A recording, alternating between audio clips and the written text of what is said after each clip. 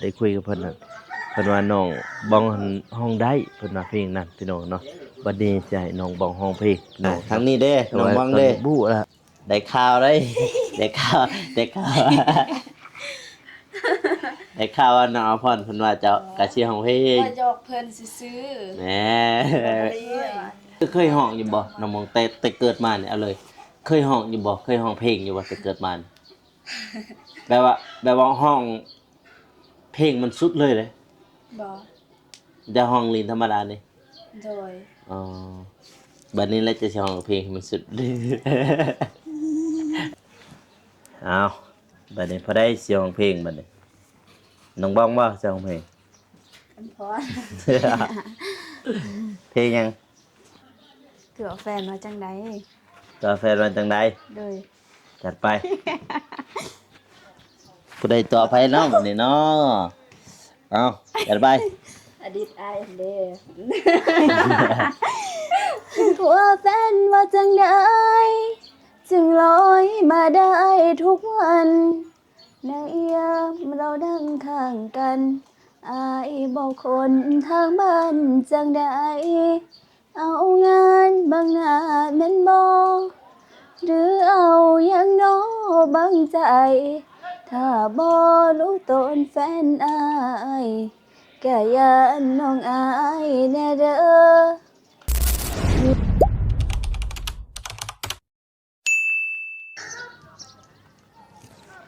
สุขีมันเสมอมันคือเก่าคิดฮอดซุมอเจ้าก็เลยแวะเลยว่าวนมาหาพี่น้องเลยเนาะเปิดภาพมามื้อนี้ก็อยู่ที่บ้านน้องบ้องหรือว่าน้องอำพรเนาะพี่น้องเนาะอันนั้นก็เป็นเฮือนของน้องอำพรพี่น้องเนาะมามื้อนี้ก็คือที่เฮาได้นัดกับทั้งน้องเพิ่นไว้นั่นแหละพี่น้องเนาะว่าสิให้น้องเพิ่นร้องเพลงแต่บ่ฮู้ว่าเพลงหยังแต่บ่ฮู้เด้อว่าเพลงหยังที่สิให้น้องเพิ่นร้องเพลงนั่นน่ะแต่ว่า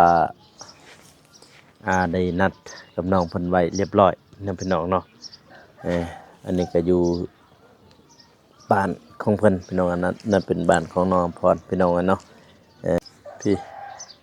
นี่แหละบ้านของเพิ่นพี่น้องเนาะทางเบอร์โกก็ได้นัดทั้งน้องเพิ่นแล้วก็น้องบ้องแล้วก็น้องอำพรเนาะพี่น้องเนาะ2คนเพิ่นเปิดมาวันนี้ก็เห็นหน้าเห็นตาเด้อพี่น้องเด้อเห็นหน้าเห็นตาพี่อยู่บ้านอ่างเนาะพี่น้องเนาะเมืองท่าแตงแขวงใส่กล่องพี่น้องเนาะก่อนอื่นหมดก็กราบสบายดีและสวัสดีเด้อพ่อแม่พี่น้องเนาะบ่ว่าสิอยู่ภายในหรือว่าต่างประเทศก็ยินดีต้อนรับเข้าสู่ช่องเบาโกชนบทสปปลาวพี่น้องเนาะ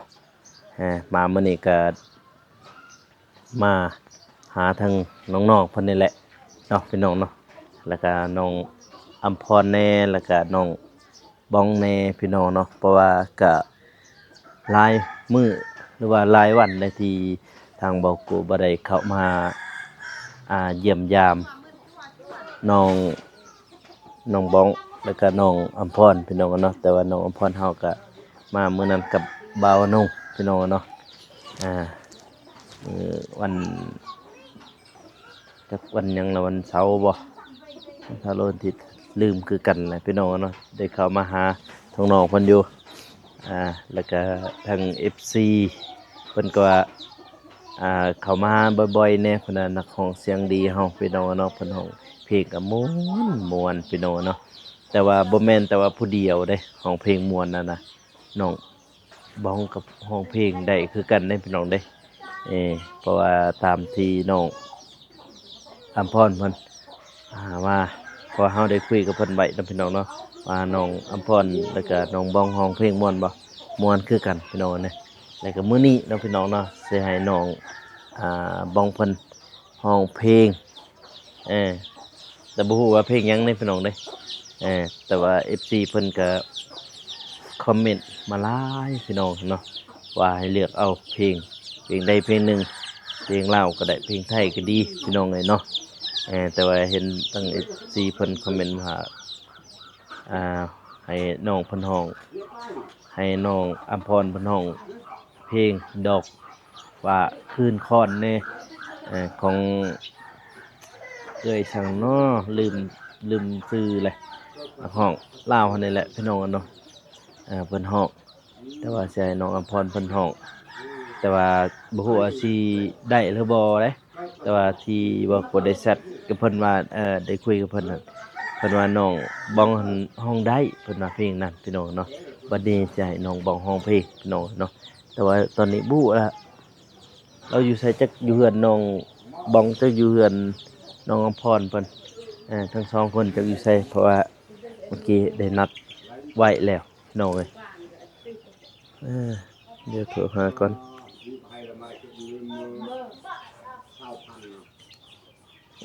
นึ่งเขาวอยู่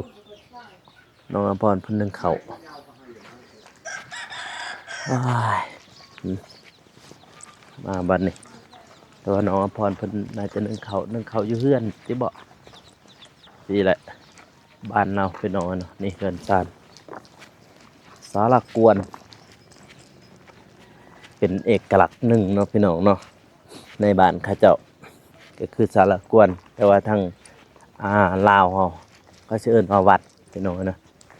แต่ว่าทางบ้านเขาเจ้าแม่นว่าเอิ้นสาระกวน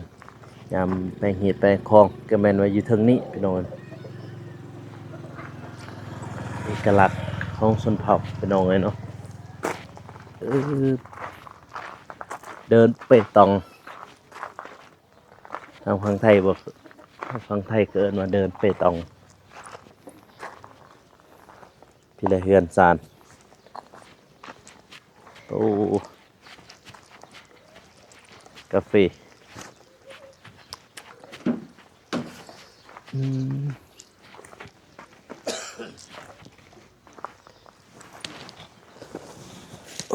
แบบนี้แหละ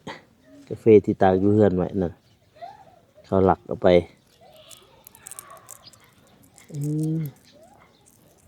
เหนียวไว้เติบพี่น้องไอ้เฮือนพอละเห็ด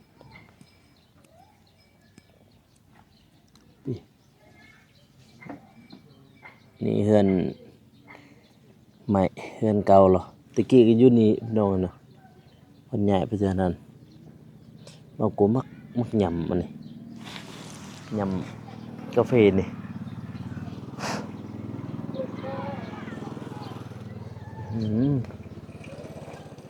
บาทเราซองกับแดดเลย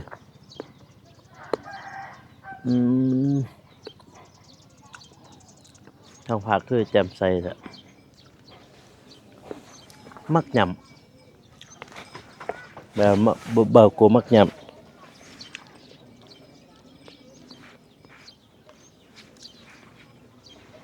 เสียงเยอะ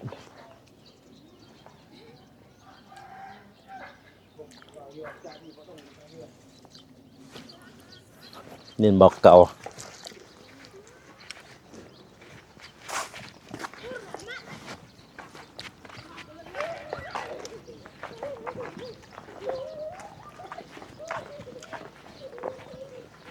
น้องพ่อนอยู่บ่น้องบ้องเลยไปได้ข่าวไปเพิ่นอยู่เฮือนบ่เพิ่นสิไปทางนั้นปะไปทางนั้นขอจอดรถอย่างและละวันหนึ่งเขาพอแล้วเราว่าจะหนึ่งเขาเดี๋ยวสิรีวิวศาลากวนอีกจักหน่อยหนึ่งเนาะความหนาเบิ่งเอาเดี๋ยวกว่า20 เซนกว่า20 เซนอีกความหนาแตกต่างหลายเลยครับแต่ว่าแตกต่างกับหลายเติบพี่น้องเลยจากบ้านกันดอนแต่ว่าบ้านกันดอนนี่ทางเบาโกขึ้นได้พี่น้องอันนี้บ่จักบ่ขึ้นแต่เขาไม่หัวไม่มีอะไรจะทำเราอยู่บ่อยู่เฮือนเราอยู่บ่อยู่เฮือน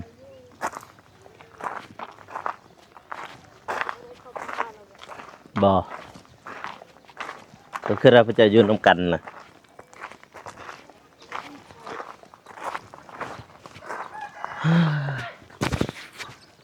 บรรยากาศยามแรงน้องเนาะที่บ้านน้องเพิ่นแต่เป็นกำลังจะตรดดินจะตรดินสิป้าสองตาอีก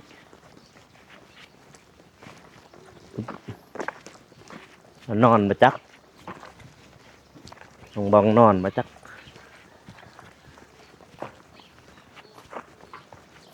ว่าบตูนกับบริเข้ามาเห็นอยังดอกอยหานอันนั้นอยหานเฟิร์นนะ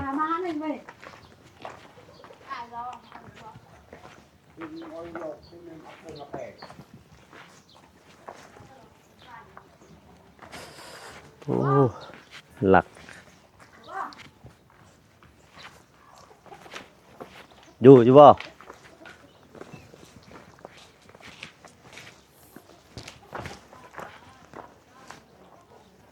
บ่ส่งอยู่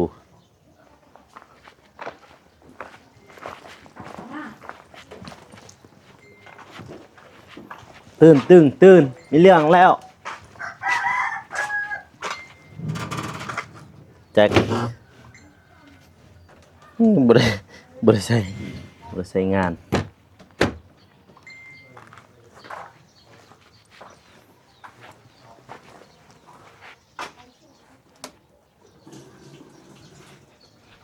ใช้อยู่ละวะ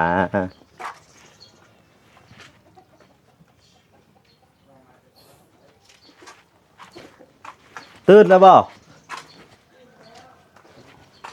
จะนอนบ่ไผสินอนตะเวนกำลังสิตกดินแล้วนี่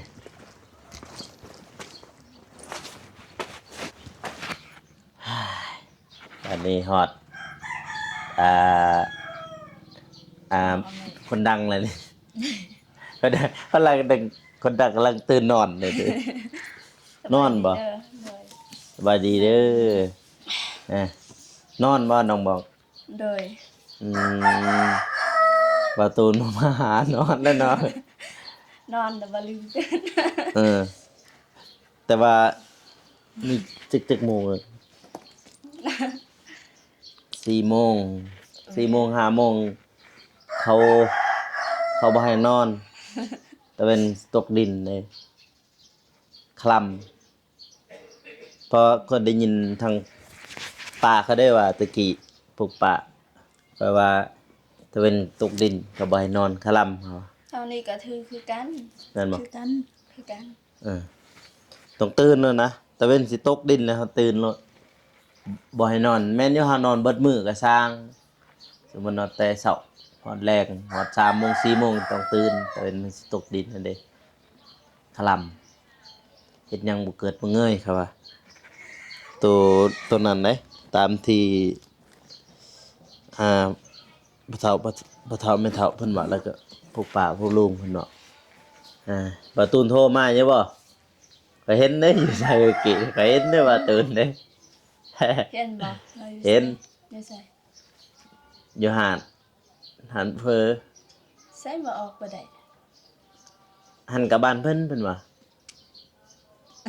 อยู่หานตำสมหั่นเด้อยู่หานตำสมเห็นเพิ่นอยู่หันแต่ว่าบ้านพระเจ้าเดี๋ยวบ่มีเด้อยู่คนอยู่หันคนอยู่หันบ่มีเขาบ่ได้ไปติมีแต่บ้านห้วยดำอยู่หันเห็นเขาเจ้านั่งกินเครื่องดื่ม เจ้าว่าคลำ 3 มื้อบ่กะหล่ำเห็นบ่ บ่จักเลย ได้ยินเพิ่นว่ามื้ออื่นมื้อฮื้อเจอกันเพิ่นว่า 2 มื้อ มื้อนี้มื้อที่2เนาะ เลย มื้ออื่นมื้อที่3มื้อที่4เพิ่นแล้วล่ะสิไปได้บางทีก็มื้อที่5มื้อที่3นี่แม่นหยุดมื้อที่4แม่นว่าเพิ่นสิเฮ็ดฮีตอีกสิฮีตบ้านเพิ่นน่ะแปลก แปลกอีหลีทางนั้น เดี๋ยวเอาแม่ อันนั้นน้องกำพรเห็นอยู่บ่บ่าวผู้วงเพิ่นแต่งเพลงให้ เห็น เป็นบ่ เห็น ห้องใดบ่เลย บ่ได้ ก็คือบ่เข้าใจ ยาวโพดนะ ยาวโพดว่าเลยว่าบ่เข้าใจตัวหนังสือตัวเพิ่นเขียน ยาวโพดก็มีแต่ว่าบ่เข้าใจตัวหนังสือเพิ่นเขียนก็มี เออข่อยเห็นอยู่จักซื้อเพลงหยังเลยเพิ่นเขียน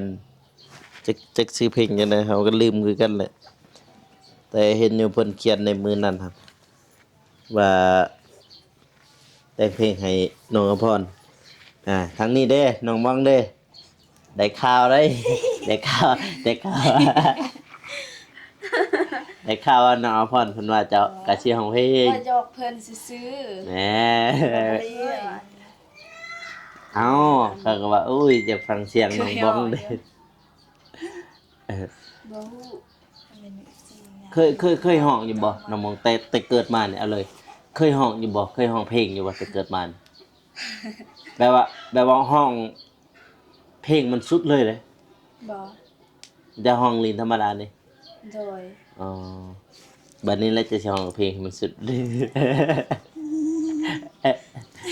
สุดได้ยังเฮาบ่ฮู้เด้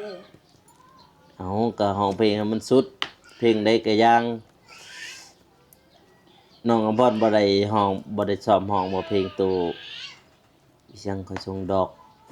ฝ่าคืนค้อนบ่ คืนค่อย คืนค้อนนั่นแหละมันคืนคอย เพลงของอีหยังล่ะ บ่ได้สอบ บ่ได้ชอบเป็นแล้ว ถึงแล้วแต่ว่าบ่ได้สอบ อือเพลงลาวเฮ็ด 2-3 อันเพิ่นได้อ่าเขาคอมเมนต์ เพลงเนี่ย กับฟ้าราตรีบ่แม่น มันสาพูดบ่มันสาพูด เพลงตัวนั้นหั่นบ่ อืม อืมดอกฟ้าขึ้นฝนมันเพลงไทยเด้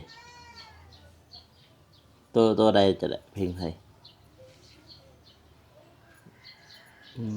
มใช้ได้เด้อเฮือนน้องเดิมในเพจ3 มื้อแล้วบ่ได้ โอ้ยเชิญจ่าไปกูจ่า อันนี้ จ่าอยู่รถ ฮ่า ตั้งเต็ม เขาว่าไอ้หยังกันบ่จุบยิบจุบจิบอ้ายจะไปใช้วันนี้น้องบอก อ้ายไปเป็นทหารแล้ว แม่นบ่ โดย ข่อยยังสิเซตไทม์แม่นมื้อนั้นข่อยเซตไทม์ไปแล้วเนาะข่อยเซตไทม์เบาซ้ายแม่นแหละ มันมี ทหารใด ข่อยเซตไทม์เบาซ้ายว่ามีบ่คนอยากเป็นทหารข้อยก็ลืมคิดถึงอ้ายอาจารย์มันมี3ตัวเลขมื้อนั้น ๆอืม มันมีฮะ อยู่ไส อยู่บ้านเท่านั้นแหละ อยู่ลิเจียงเพิ่นไปเป็นทหารแหละ โดยมาเป็น เออข้อยก็มีแต่เซต อยู่ใกล้บ้านอ้ายนี่แหละ เออ 502 เออ 502อะไรอยู่ แต่ว่าอันนั้นข่อยเซตมีแต่หาเบาชายพุ่นแล้วก็บ่จื้อว่าเจ้ายังมีอ้ายเพิ่นนี่ข่อยเซตหาอันนั้นพุ่นเซตหาเบาชายเขาว่ามีบ่คนอยากเป็นทหารเขาว่าเขาแต่ว่าจบม.7 ม.4 จบม.4 ก็ได้แล้ว เพราะว่าเขาต้องการได้อัน ผู้หญิงเขาก็เอาบ่ เอาวัดเจอกันสิไป สดายยันบ่จบ ฮอดมอได้จังซี่ ออกมา2 มอ2โอ้ย ได้อยู่ดอกข้อยนี่แหละเกือบจบมา4แต่ว่าบ่จบ อันนั้นเฮ็ดบัตรเขาเอาก็ได้ เปลี่ยนชื่อ เขาตั้งอยากเข้าทหารแต่ว่าบ่มีตัวเลขนี่แหละ เพิ่นนี่ตอนทะเบียนเขาไผเอาเราเขาอายจ้ะ โดยอ้าย อันนั้นคนอยู่ในบ้านน่ะบ่ให้ ใช่เพื่อนใกล้กันนั่นแหละเพื่อนติดกัน อ๋อ เห็นเนาะ เออคอยเห็นนั่นอีหยังพี่อ้ายคนข้างๆเฮือนเนี่ยเพิ่นว่ามีบ่คนอยากเป็นทหารเพิ่นว่ายังเพราะว่ามันยังมี3ตัวเลขในมือนั้นข้อยก็จักหลังนี้ข้อยเซตหาไผเนาะ พอดีคิดเห็นบ่าวทรายคิดว่าบ่าวมิกบ่อยากเป็นทหารพอดีเสร็จทหารแล้วบ่าวทรายแล้วก็ว่าเพิ่นมาก็สิได้บ่เพิ่นว่าเป็นทหารแต่เพิ่นก็จบอยู่ที่ม.7บ่าวทรายเพิ่นก็สิได้บ่เป็นทหารบัดนี้เพิ่นก็บ่เป็น แต่ว่าพ่อกันกับแม่กันเพิ่นบ่ให้แล้วข่อยเหมือนเพิ่นบ่ให้แต่ข่อยหันบ่เป็นนะทหารถ้าว่าข่อยสิเป็นหุ้นรุ่นหมู่ข่อยก็เป็นปี2022 23หั่นแหละรุ่นนั้นแล้วแต่ว่าสิเป็นทหารนะเพราะว่าจบรุ่นนั้นเด้แต่ว่าเฮาบ่มักเฮามักทหารก็เลยบ่เป็น ให้เพราะว่าพ่อก็เป็นทหารแหละแม่ก็เป็นประชาชนมันก็เพราะว่าทั้งบ้านคนส่วนหลายนี่เขตเขาอยู่มีแต่ทหารหมดขายทหารหมดเฮือนใดก็ ไก่ขายทหาร แบบว่าเฮือนใดก็อ่าครอบครัวทหารนั่นนะหลายได้อยู่ครับกองพันใหญ่502เข้าไปเมื่อกี้นี่วังไปส่งเอกสารวัง1 โมง 2 โมงหั่นเด้ว่าเขาไปส่งเอกสารปูขายแบบไงนี่แต่ค่อยบินโดนแคมทางซื่อๆเห็นแล้วบ่บาดนะเห็นแล้วบ่ ตอนไปกับทีมงานเห็นแต่ว่าตอนนี้ไป เพราะ คนเดียวกับบ่จื้อ เขาบินโดนไปหน้านี่นะเสร็จแล้วแป๊บ เคยไปอยู่ทางบ้านไอ้แต่ว่าบ่ฮู้ว่า บ้านอยู่พุ่นทางแคมทางนะหั่นเขาบินไปหั่น มันได้หลาย เบิ่งน้องบางบ้านครับ นวลคิดฮอดความหลัง สัมพันธ์หักมันเฮานี้ เห็นบ่ มันเขาอยู่แต่แคมทาง จากไป ตัวเขาทายมีแต่แคมทาง เกินสาม บัดนี้บินมากกะพอดีฮอดใส่เฮือนเอื้อยกันบอนคาลักกาแฟหั่นเลย คนรักในบ้านนี่บ่ พูดก็ยังอยู่บ้านบ่าวนุ่งพุ่นมือเราลักกันผู้ใดก็ ตอนขึ้นบ่ กลางคืนเนี่ยประมาณหัวค่ำเนี่ยนะประมาณ6 โมง 7 โมงแต่ว่าลักกันหนักหลายเทื่อแล้วเพิ่นลักไปลักหลายเทื่อบัดนี้แต่ว่าหาจับบ่ได้มื้อนั้นเขาเฝ้าเบิดมื้อบ่เห็นเพิ่นมาเพราะว่าเฮือนไกลเด้แต่เพื่อนติดๆกันนี่แหละ กับผู้รักกาแฟเนาะ มันนี่อ่าเพิ่นก็ แช่ง ซ้อมเบิ่งว่าว่าเขาอยู่บ่อยู่เฮือนนะถ้าเขาบ่อยู่จึงเพิ่นจึงเข้าแต่มื้อนั้นหันสิแม่นมาดวงเพิ่นสิช่วยเลย คนบ้านเดียวกันบ่ ก็ก็บ่แม่นคนบ้านเดียวกัน แต่เขาเป็นชนเผ่าละเว้นนี่แหละประมาณ แต่ว่ามาอยู่หั่นเนาะ แต่ว่าบ่เมียเพิ่นนั้นเป็นคนชนเผ่าละเว้น เอาแล้วมีเลย มีแล้วลูกใหญ่พุ่นน่ะแต่ว่า ตอนที่ ใหญ่กว่าเบาน้องนี่ลูกเบาน้องยังบ่จักใหญ่กว่าอีก ลูกหลานบัดนี้ ตอน ยันว่าอยากได้ซำน้องกระเดยนั่นลูกหลานจักผู้หญิงจักผู้ชายบัดนี้แต่ว่าเราพูนคนทางอันนั้นพูนทางเวียงพูนพนบาทพนบางคนก็คือสิบ่เต็มในปานใดดอกแต่ว่าพอเขาซื้อๆลัดเพิ่นครับอ้อมไปเบิ่งหนึงลัดไปลัดมาอยู่หั่นเกือบบ่ทันครับน้ำมักจับเอิ้นอันนั้นตะนางสูง2 เมตรจะคิดเอาความสูงพี่ส่ำนี้แหละมันสิโดดบ่เวิด มันเลยขาดนี่นะครับดีแต่ว่าแบบว่ามันบ่แล่นไปเลยหั่นน่ะถ้าสมมุติว่าคือโจรแบบว่าย่านตายนี่วิทย์ได้สำน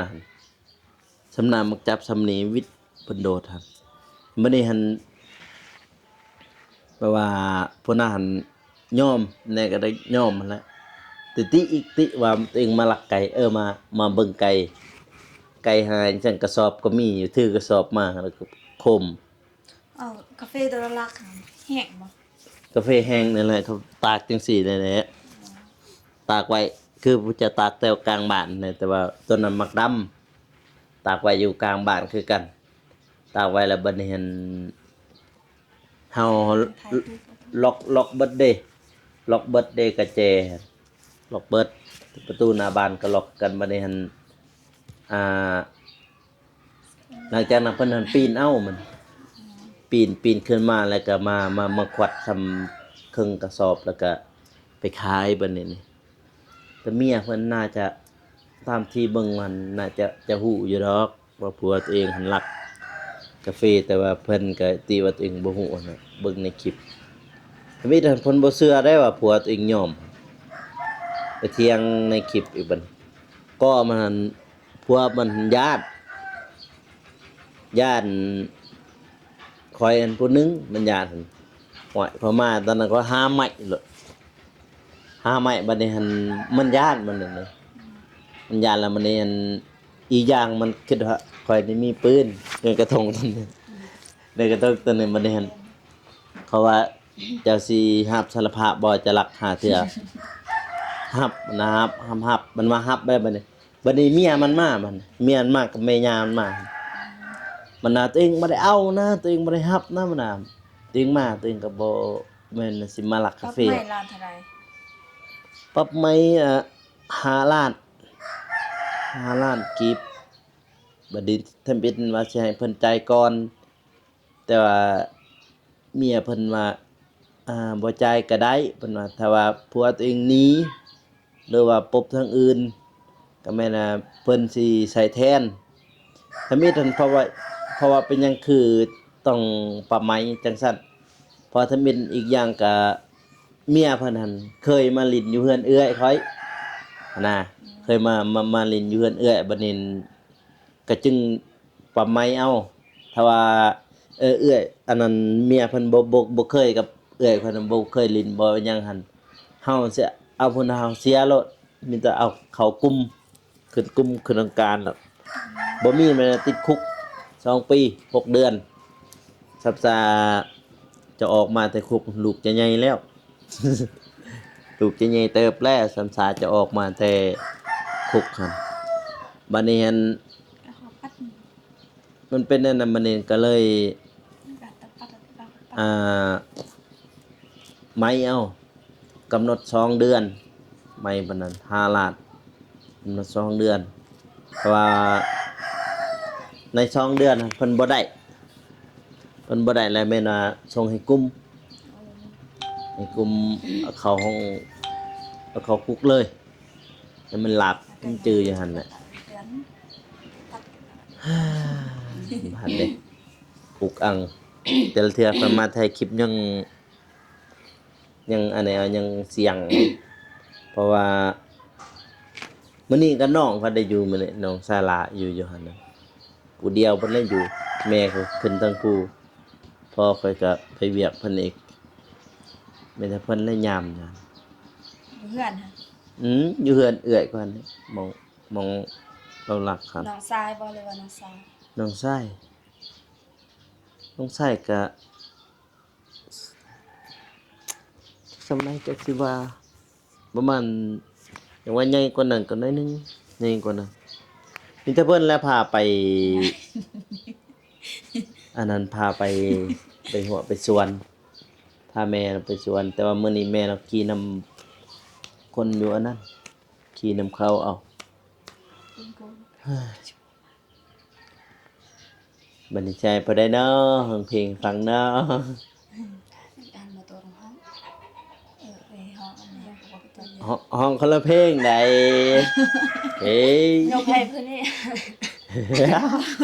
มันจึงเหมาะถ้ามันคัดก็คัด ผมโหมดบ้านมันจะเลยบัดนี้นี่บ้านอาหังน่ะไปสิห้องเพลงก่อน บ่เป็นนาพอหน่อยอีกสิตกใจ บ่เป็นบ่อยากฟังนั่นแหละเอาเพลงใดเพลงหนึ่งไป งอกบ่ม่วนก็ น้องบ้องว่า หั่นนะเกินนอกนี่คิดบ่ออกเลย จะบอกเบิ่งโทรศัพท์ไป บ่มีบ่อันนั้นใช่ว่าจะเบาบ่เอิ้น บ่มีฟัง มีตอนนั้นแล้วก็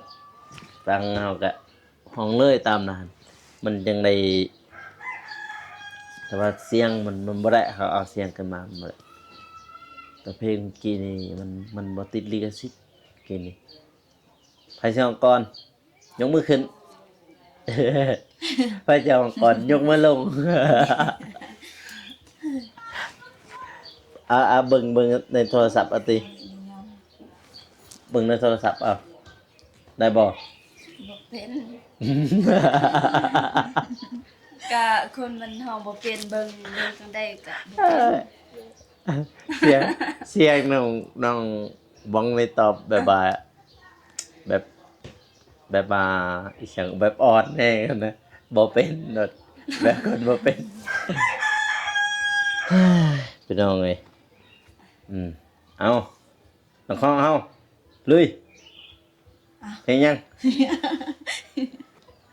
เพลงอะไร เด้เฮ็ดลาห้องก่อน แต่ว่าน้องบ้องเขา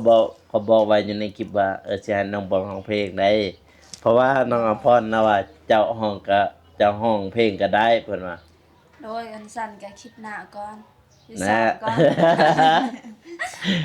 อันนี้เป็นบ่ได้ซ้อมเลยท่อนกลางก็ได้มันจะพูดบ่ฮอดท่อนกลางนี่ท่อนกลางท่อนจะมองได้หั่นน่ะ บ่เพลงอีหยังตัวเจ้าห้องน่ะตัวเจ้าว่าได้แน่หั่นเพลงลาวเพลงไทยเฮาเพลงลาวหรือเพลงไทย แต่ก็ตุ้ยจือ บ่ บ่เป็น เพราะเพลงลาวเพลงไทยเจ้าห้องหั่นตัวเจ้าห้องได้หั่นน่ะ เพลงไทยเพลงลาวเพลงไทยก็ฮ้องได้ ก็เอาเพลงได้เพลงนึงเอาเครื่องนึงก็ได้ไปประสันนึงก็ได้ ท่อนหนึงอ่ะอามามันก็จมออกท่อนหนึงก็ติก็ตุ้ยอยู่ท่อนที่คนสมมุติว่า บอกชื่อเพลงก็เลยเว้ยจึงเขาจึงจะได้ฮู้ว่าเครื่องใดก็ได้นะ เอาหน่อยหนึงก็ได้ เพลงหยังชาวแหล่บ้านนา เอาเพลงหยัง เอาแต่ท่อนกลางนะท่อนกลางจะฮ้องได้ไหม เนี่ยได้นะเพลงซื้อเพลงลาวเพลงไทยจะฮ้อง ตึบบ่ฮู้ ไปก่อนเพลงหยังตัวทำได้ชั้นหนึ่งได้บ่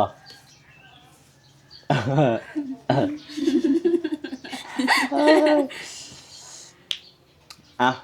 น้องพร เอามาเลยอ่ะ จัดการ เมื่อนั้นจะร้องเพลงลาวเนาะบัดนี้เพลงไทยแล้วบัดนี้เนี่ยร้องเพลงไทยให้ฟังเอาไม่ติดใส่เสือเลย เอาดื่มน้ำก่อนก็ได้ กินน้ำก่อนก็ได้ซ้อมข้อเขาอะ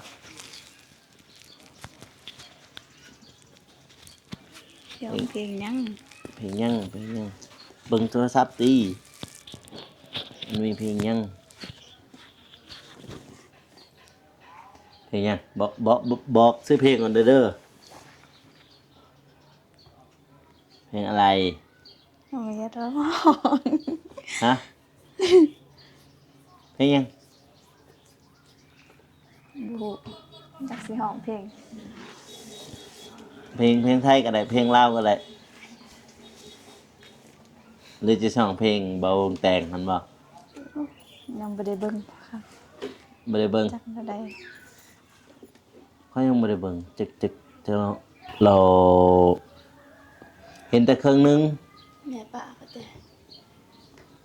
ไอ้เว้ย มันยัง แม่สอง เมียซ่องเมียซ้ำเอา มีถอนผู้ชายนำ ฮะ เด้ไอ้โกดแม่น้องสิจัดกล้องให้ เนี่ย เพลงมาจ้ะเพลงเนี่ยสองปาเมียซองหันก็มีถอนผู้ชายนำ โอ้ห้องบ่เป็นห้องเป็นสิได้ห้องเพลงเตอเพลง อยากสมัครจัดกล้องให้ บ่ อันนั้นเพลงลาวตอนนั้น แต่ว่าขอบ่สิได้ร้องเพลงแบบครูบ่เคยร้องเพลงครูกับพระจักคนเลย แต่ว่าเคยร้องเพลงอยู่เพลงลาวแต่ว่าตะกี้ร้องเพลงไทยเดี๋ยวนี้อันเฮาบ่สิได้ไปร้องแล้วบ่ได้ร้องเพลงแล้วเดี๋ยวนี้เอ้า TikTok TikTok TikTok บ่ได้ก่อนเพลงหยังใครสิร้องเพลงหยังน้องบ้องว่าสิร้องเพลงระเบิด คิดดิร้องเพลง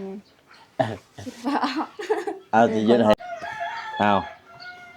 ผู้ใดบัดนี้สิร้องเพลงบัดนี้ไปอีกช่องน้องบ้องบ่บัดนี้ อัมพร เอาเฮ็ดบัดนี้เพลงหยังบัดนี้ เพลงตัวแฟนว่าจังใด เอาจัดไป ไอ้มานั่งเฝ้าจนใจเงาเงาแอบหักคบไปคักๆน้องจึงหูจากความจริงลอยมาจีบฟรีทั้งที่มีแฟนแอบอิงเอาความเนียนความนิ่งมากริงมากรอกหลอกกันซื้อของมาให้ข้อความหวานๆส่งหาเลิกงานแม่มาได้ยังก็มาแบ่งปันไอ้มีแฟนแล้วยังหาเรื่องแซวมาแอวใจกันมาอยู่กับน้องนานๆบ่สงสารแฟนอายหรือไงตัวแฟนว่าจังได้จึงลอยมาได้ทุกวันในยามเรานั่งข้างกันอายบอกคนทางบ้านจังได้เอางานบางหน้าแม่นบ่หรือเอาอย่างน้อบางใจถ้าบ่รู้ตนแฟนอายก็อย่าน้องอายแน่เด้อหยุดนอกใจเธอยิ่งใจอย่าเพ้อไปต่อกับน้องให้พอบอกใจว่าแค่เคยเจอ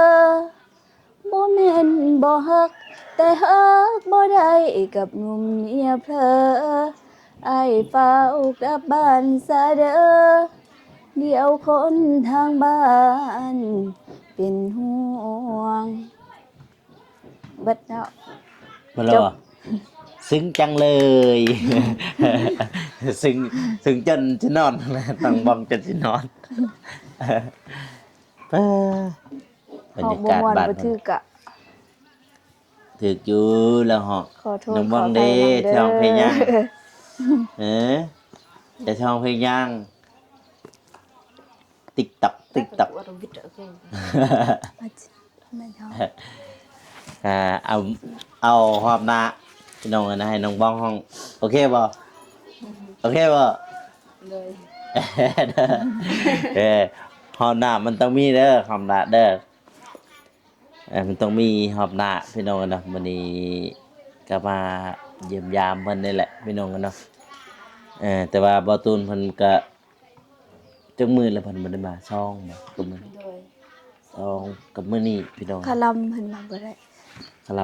ลำบ้านเพิ่น เบิดเดือนน้ำต้นเอามาเซ็ดอะไร ถ้าบ่คลำนี่ได้ย่อเฮือนแน่เนาะ เต็มหนึ่งชุมต้น ได้ย่อเสาบ้านนะคันบ่คลำ เต็มหนึ่ง ประมาณนั้นพี่น้องเอ้ยเนาะบัดนี้ทางบ่าวกวยเองก็ อะไรจะ สิ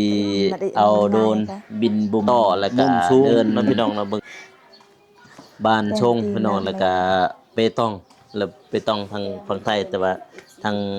ลาวเฮาสิเอิ้นว่า ขึ้นบ้านเต็ม ตีบูนเนาะพี่น้องเนาะเดี๋ยวเฮาไปเบิ่งไปโซนนำกันเลยพี่น้องเนาะแล้วก็สิจบคลิปอยู่ในหันเลยเด้อพี่น้องเด้อไปบ๊ายบาย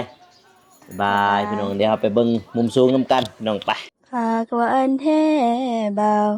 น้องสาวว่างามอีหลีว่าสาวใสธานีงามกว่าสตรีเมืองอื่น ลมบ่มีฝนอายอย่าตี พลาดหมื่นย่านแต่พอคนยืน มีสาวเมืองอื่นอยู่ในใจ ขออย่าเว้าหยอกอย่าหลอกให้น้องห่วงหา ถ้าบ่มีภรรยาเสนอฮักมาน้องสนองได้ อุดหนุนเข้าป่าลงแพชมวิวซื่นใจ ถ้าอายบ่มีไผน้องก็รับได้เคยใส่ทานีอายเป็นสาวนาน้องพนักงานเฮือนแท้ถ้าหักน้องจริงแท้ให้บอกพ่อแม่มาขอทันที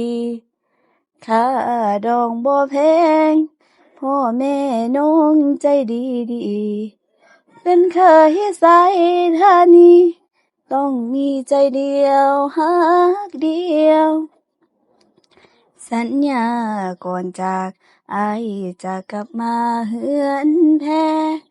น้องฮักอายจริงแท้สายอื่นบ่แค่บ่เกี่ยวหอยอายมาขอวิวาเป็นทองแผ่นเดียวฮักสองเฮากลมเกลียวเหมือนดาวเงื่อมเกี่ยวเฮือนแท้ ปา